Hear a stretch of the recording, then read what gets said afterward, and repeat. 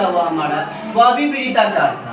बेलन का आधार भी वृत्ताकार और शंकु का आधार भी कैसा, वृत्ताकार। समझ में आया?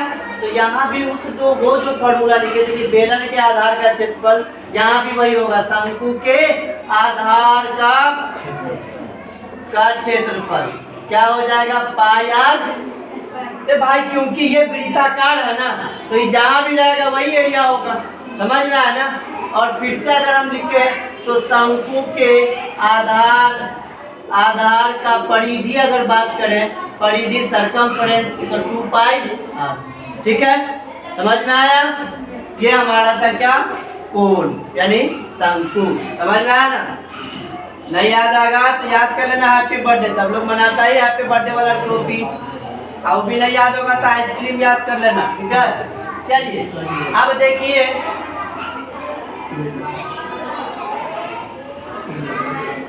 यहाँ से यहाँ ये जो सीधा है, समझ में आया? ये जो सीधा दिख रहा है ना, ये सीधा, ये कहलाता है h, यानी कि ऊंचाई। क्या, ऊंचाई। ऊंचाई को बेलन में भी हम h से डिनोट कर रहे थे, h4 हाइट, और यहाँ भी हम इसको h से डिनोट करेंगे, h4 हाइट।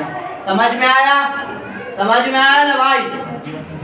अब देखो, अगर आधार वृत्ताकार है तो ये क्या हो जाएगा, अभी बता बेलन में ये क्या हो जाएगा, यहाँ से यहाँ तक क्या हो जाएगा, त्रिज्या।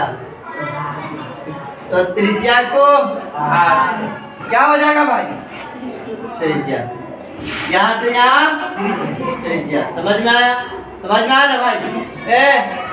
बत्तख कहाँ देख रहे है ना, यहाँ से यहाँ। समझ में आया? चलिए अब देखो भाई, इसमें एक और नया चीज है क्या ना, टेढ़ा खड़ा।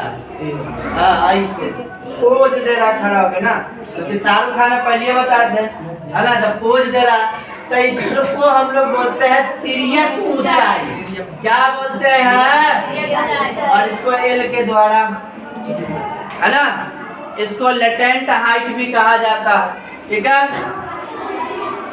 लेटेंट हाइट बोला जाता है, तिर्यक ऊंचाई। आया समझ में? हाँ भैया।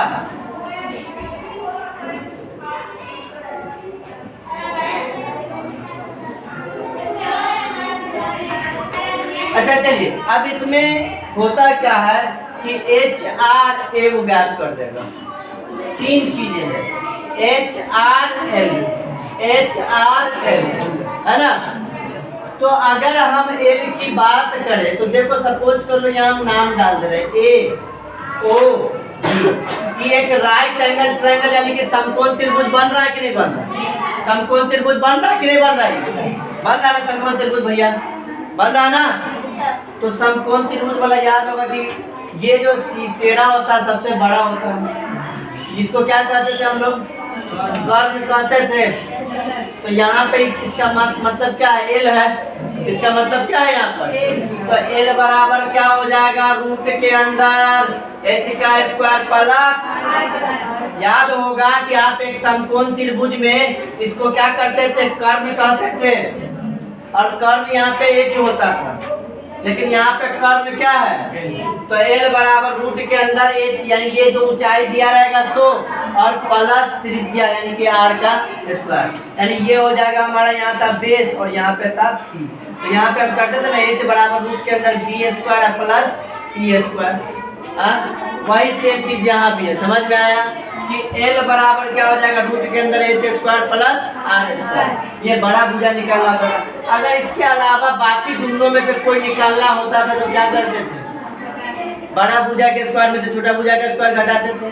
फिर अगर हमको r निकालना होगा तो क्या आ जाएगा, रूट के अंदर l स्क्वायर माइनस, केवल l निकालना होगा तो दोनों को जोड़ेंगे, बाकी दोनों में से कोई निकालना होगा तो हम घटा लेंगे। ठीक है, हाँ चलिए अब हम आ जाते हैं इसके रियलिटी फॉर्मूला पे। तो शंकु का आयतन लिखेंगे, शंकु का आयतन, शंकु का, समझ में आ रही है शंकु भाई? जैसे कि यहाँ पर देखो एक समकोण त्रिभुज बन रहा है, देख रही ना, ये कर्ण है। तो यहाँ पे अगर हम समकोण त्रिभुज केवल कहते तो कर्ण हाइपोटेनस हो जाता, लेकिन यहाँ पे जो कर्ण है उसका लेटेंट हाइट यानी तिर्यक ऊंचाई है।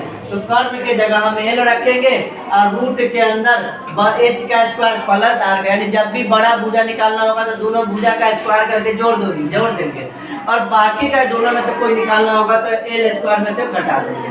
तो शंकु का आयतन बराबर होता है 1/3 पाई आर स्क्वायर एच। शंकु का आयतन बराबर, शंकु का आयतन बराबर, ठीक है ना। चलिए उसके बाद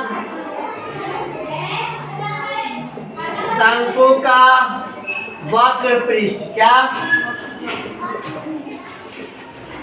पाई आर एल। शंकु का वक्र पृष्ठ बराबर पाई आर एल, ठीक है।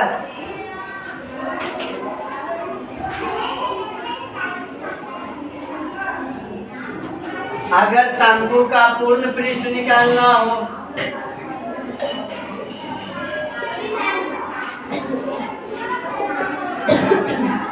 तो पाई आर इंटू एल प्लस, ठीक है, पाई आर इंटू एल प्लस शंकु का पूर्ण पृष्ठ क्षेत्रफल।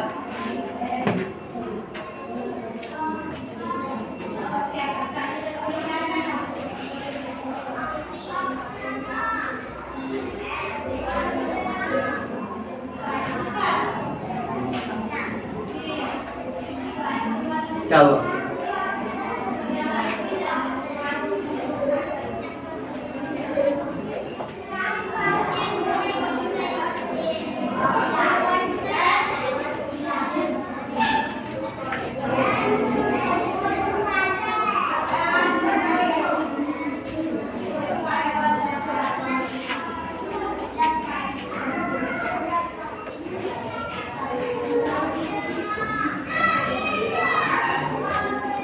हो गया ना सबका, समझ में आया?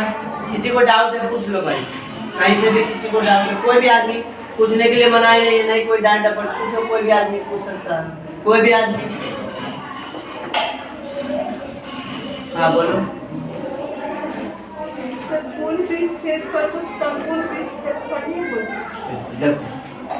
पूर्ण मतलब पूरा और संपूर्ण मतलब भी पूरा, मतलब उसी को अंग्रेजी में हम टोटल भी यहाँ पे करते हैं। बिल्कुल, पूर्ण को ही संपूर्ण कहा जाता है, कोई दिक्कत नहीं। पूर्ण मतलब भी पूरा और संपूर्ण मतलब पूरा, समझ में आया? और किसी को कोई डाउट पूछ लीजिए।